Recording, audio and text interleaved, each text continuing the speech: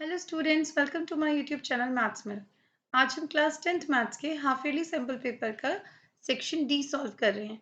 इससे पिछले वीडियोस में मैंने सेक्शन ए, सेक्शन बी और सेक्शन सी अपलोड किया था। अभी तक आपने वो वीडियोस नहीं देखे हैं तो मेरे चैनल की 10th क्लास की प्लेलिस्ट पर जाकर आप वो वीडियोस देख सकते हैं।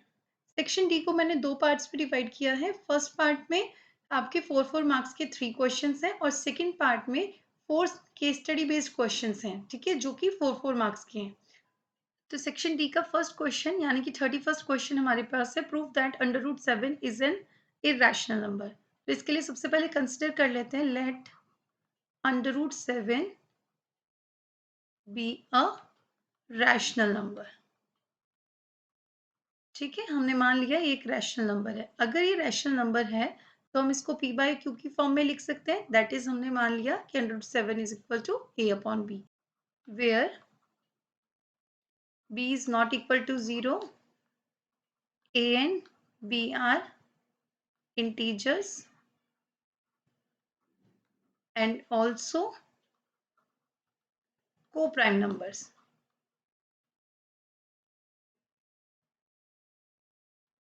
Now on cross multiplying we get b √7 is equal to a.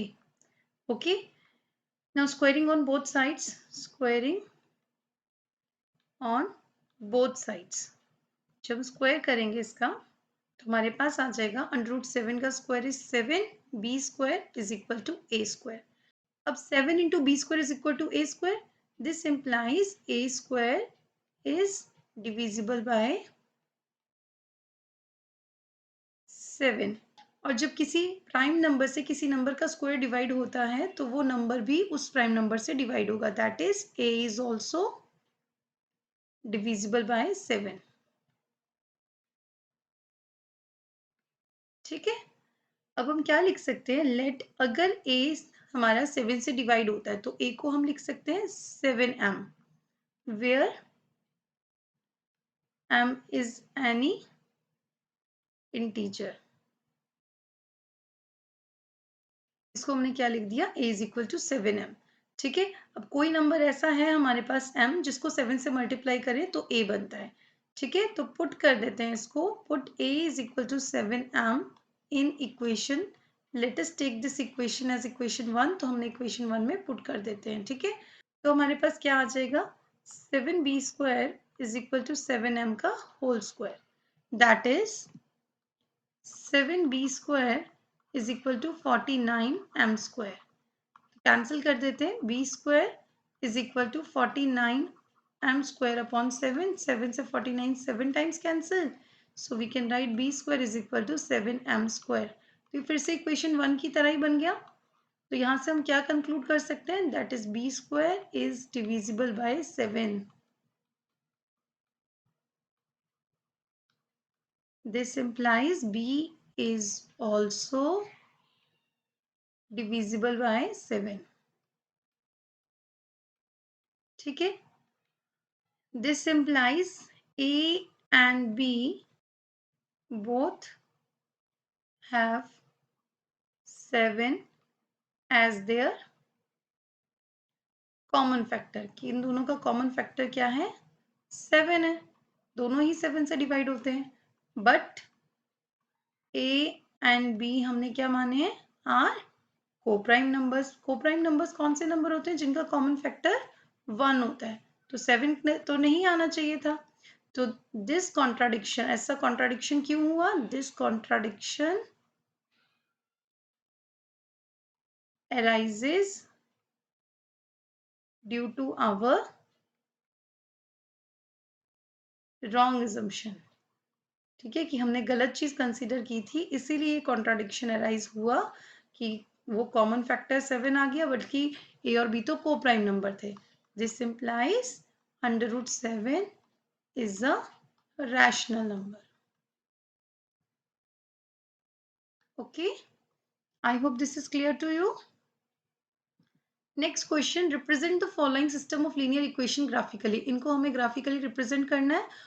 Then from the graph find the points where the line intersect y axis। तो y axis को lines कहाँ कट कर रही हैं, वो points हमने locate करने हैं। ठीक है, तो first equation is 3x plus y -5 is equal to 0. So we can write y is equal to 5 positive हो जाएगा, -3x आ जाएगा, ठीक है। तो पुट करते हैं, put x is equal to 0, तो y कितना आ जाएगा 5 - 3 into 0, that is y is equal to 5, ठीक है। Now put x is equal to 1, तो y कितना आ जाएगा, y इज इक्वल टू 5 - 3 1 ज़ा 3, 5 - 3 is y is equal to 2। Again अब हम पुट करते हैं, put x is equal to 2, then y is equal to 5 minus 3 into 2, that is y is equal to 5 minus 6, y is equal to -1. Similarly, for second equation, 2x minus 5 is equal to 0. So we can write 2, so we can write इस y को हम दूसरी side transpose कर लेते हैं, 2x minus 5 is equal to y, ठीक है, that is y is equal to 2x minus 5. Now put x is equal to 0, then y is equal to 2 into 0 minus 5, that is y is equal to -5, ठीक है। Then put x is equal to 1, then y is equal to 2 into 1 minus 5, that is 2 minus 5 is y is equal to -3, ठीक है। Then we have to put x is equal to 2, तो y कितना आ जाएगा, 2 into 2 4 minus 5, that is y is equal to -1। Okay, तो हमने क्या क्या वैल्यूज पुट की हैं, 0 1 2 दोनों केसेस में, तो इनका हम टेबल बना लेते हैं। जब हमने वैल्यूज पुट की for equation 1 and for equation 2, ठीक है, दोनों ही केसेस में हमने x की वैल्यू सेम पुट की हैं, 0 1 एंड 2। इसी तरह से सेकंड इक्वेशन में भी हमने यही वैल्यूज पुट की हैं। अब इनकी कॉरेस्पॉन्डिंग वैल्यूज क्या आई y की वो देख लेते हैं, 5 2 एंड -1, और दूसरे में -5 -3 -1, 5 2 एंड -1, और यहाँ पे -5 -3 -1। ओके, तो इसका ग्राफ प्लॉट कर लेते हैं। सबसे पहले हम पॉइंट्स मार्क कर लेते हैं, 1 2 3 4 एंड 5, ठीक है। इस तरह से -1 -2 -3, then 1 2 3 4 and 5, -1 -2 -3 -4 and -5. So first is 0 5, x0 and y5, this is 0 5, ठीक है। सेकेंड 1 2, x1 y2, 1 and 2, 2 -1 2 -1, ठीक है। तो इसको हम लाइन ड्रॉ कर देंगे। यहाँ पे मेरे लिए बिना स्केल के लाइन ड्रॉ करना बहुत डिफिकल्ट है, आप अच्छे से बिल्कुल स्ट्रेट लाइन अपनी नोटबुक पर ड्रॉ कर सकते हैं, ठीक है। और इसकी इक्वेशन आप इस लाइन के ऊपर लिख देंगे, that is 3x + y - 5 is equal to 0।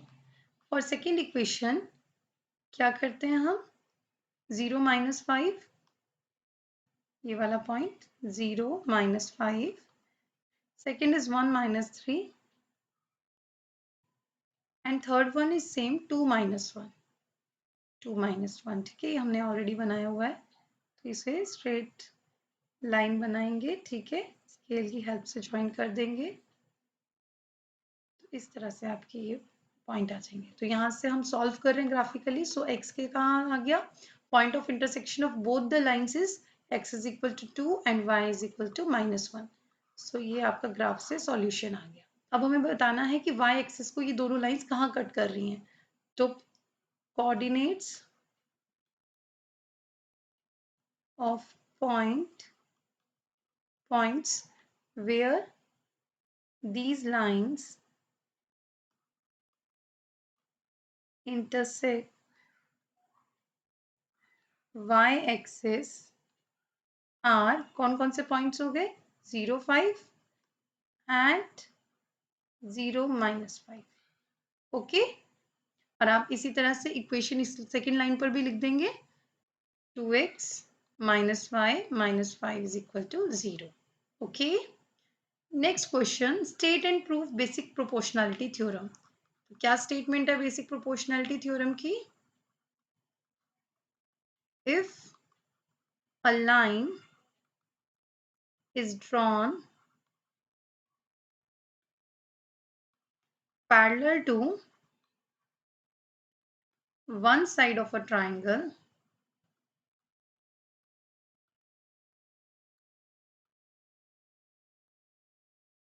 to intersect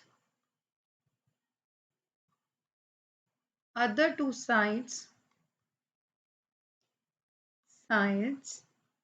in distinct points,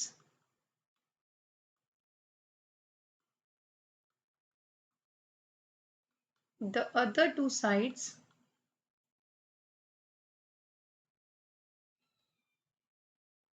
are divided in the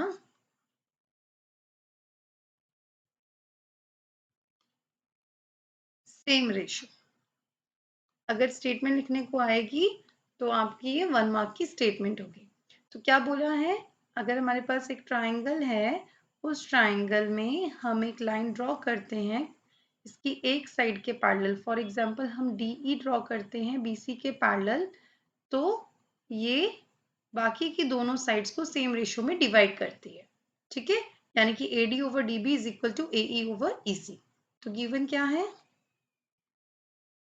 in triangle ABC DE is parallel to BC।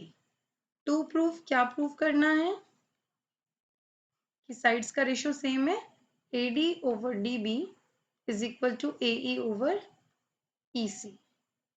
Now construction, इसके लिए क्या कंस्ट्रक्शन करेंगे हम, we have to draw DM perpendicular to AE and EN perpendicular to AD। ठीक है, draw DM perpendicular to AE लिख सकते हैं आप, AC भी लिख सकते हैं, and EN perpendicular to AD। Also join BE and CD। Okay, ये करना है। नाउ प्रूफ, अब हमें AD ओवर DB बनाना है, तो AD यहाँ पर हमारा बनेगा इस ट्राइंगल से, ADE से, और DB हमारा बनेगा BDE ट्राइंगल से। ठीक है, तो अब एरिया का फॉर्मूला लगाएंगे, area of triangle ADE is equal to half into base into height, that is half into base AD अगर हम लें तो हमारी corresponding height क्या होगी, EN। Okay, name it as equation 1। इसी तरह से similarly we can write area of triangle BDE, क्या आ जाएगा, half into base into height, that is half into, अगर हम BD बेस लेंगे तो बिकॉज ये ऑब्ट्यूज एंगल ट्राइंगल है तो इसके लिए भी EN ही हमारा क्या होगा, corresponding height। ठीक है, name it as equation number 2। Now dividing equation 1 by equation 2, divide कर देते हैं तो हमारे पास आ जाएगा area of triangle ADE over area of triangle BDE। ठीक है, क्या आ जाएगा, हाफ इंटू ADE का एरिया था AD इंटू EN, और BDE का एरिया है half into BD into EN। EN से EN कैंसिल, हाफ से half cancel, this implies area of triangle ADE upon area of triangle BDE कितना आ जाएगा, AD ओवर BD। LHS में हमें AD ओवर BD ही प्रूव करना है, name it as equation 3। Similarly we can write, अब हम पूरा सॉल्व नहीं करेंगे, दूसरी साइड फिर से हमें क्या बनाना है, AE ओवर EC। तो AE बेस लेंगे तो एरिया ऑफ ट्राइंगल फिर से ADE ही बनाना पड़ेगा हमें, over area of triangle BDE की जगह अब हमें क्या करना है, CDE लेना है, ये वाला ट्राइंगल, क्योंकि हमें बेस में क्या बनाना है, सीई या ईसी, तो area of triangle CDE. Again half into base, अगर हम एडीई ट्राइंगल का बेस एई ले रहे हैं तो कॉरस्पॉन्डिंग हाइट डीएम होगी। सिमिलरली अगर हम बेस सीई ले रहे हैं तो कॉरस्पॉन्डिंग हाइट अगेन क्या हो जाएगी, डीएम। डीएम से डीएम कैंसिल, हाफ से half cancel, so it will be area of triangle ADE over area of triangle CDE. This is equal to AE over CE या EC. Okay, name it as equation 4. Also, अब देखो हमारी LHS जो है, अगर उसमें अब हमारी LHS में न्यूमरेटर में area of triangle ADE, area of triangle ADE है। अगर इनके डिनोमिनेटर भी सेम हो जाए तो ये दोनों इक्वल हो जाएंगी LHS, तो हमारी RHS भी इक्वल आ जाएगी। So we can write area of triangle BDE is equal to area of triangle CDE. पूरी थ्योरम बहुत इजी है, बस ये एक स्टेप इंपॉर्टेंट है, ये आपने जरूर लिखना है कि area of triangle ADE is equal to area of triangle BDE। और रीजन क्या देंगे, triangles on same base and between same parallel lines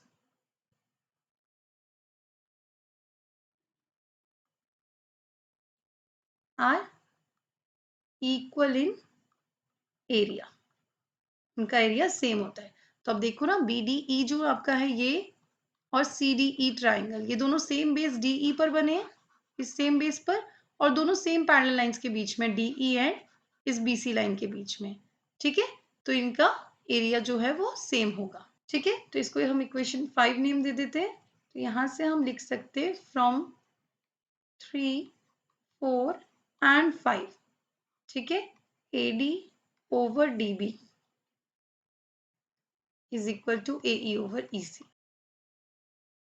क्यों लिख सकते हैं, क्योंकि हमने इनकी LHS इक्वल प्रूव कर दी, तो इनकी RHS भी इक्वल होगी, हैंस प्रूव्ड।